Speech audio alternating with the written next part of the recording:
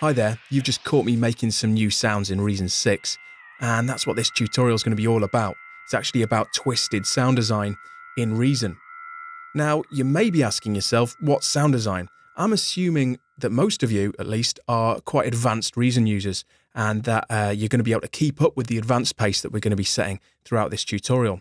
But some of you may not know exactly what sound design is. If you work from a small home studio, or you're just a musician working on your own or in a band, you may not have come across sound designers or sound design in your work.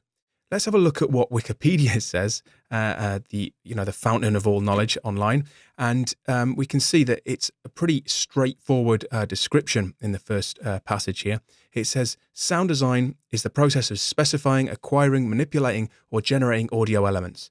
It is employed in a variety of disciplines, including filmmaking, television, production, theatre, sound recording and reproduction, live performance, sound art, post-production, and video game software development. So pretty much anything that involves audio. Now, this is a pretty grandiose, description, and also it goes on to show you some pretty grandiose studios for digital technology used, and it's used in film, and it mentions Spielberg and Lucas and High Fidelity, etc., and even Pink Floyd and the Beatles, and it goes on to talk about theatre and music. But essentially, what it's saying is right at the start, it's the process of choosing sounds. So even if you are working in a small studio or in your own home studio setup, you are involved in sound design every time you scroll through presets and choose one of them for your production.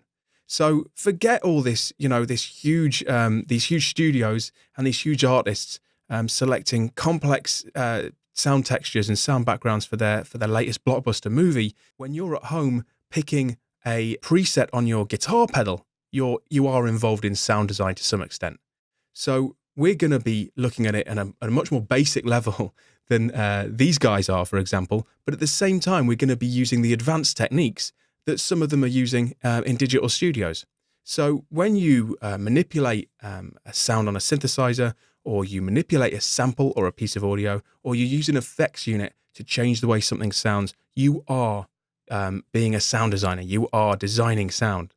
So we're going to be looking at how you can use the synths in Reason, how you can manipulate audio in Reason, and how you can use the samplers and the sampler synthesis engines, and obviously the huge amount of effects processes that Reason offers to alter sounds and make them your own, and make them bespoke and make them original.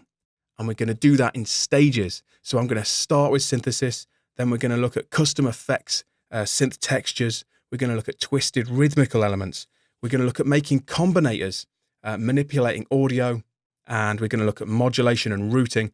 And then finally, I'm going to show you how to use the effects processors to really put the icing on the cake and make these bespoke sounds completely your own and very unique. Next up, I'm going to show you exactly why Reason is such a great choice for sound design and what it can really offer you as a budding sound designer.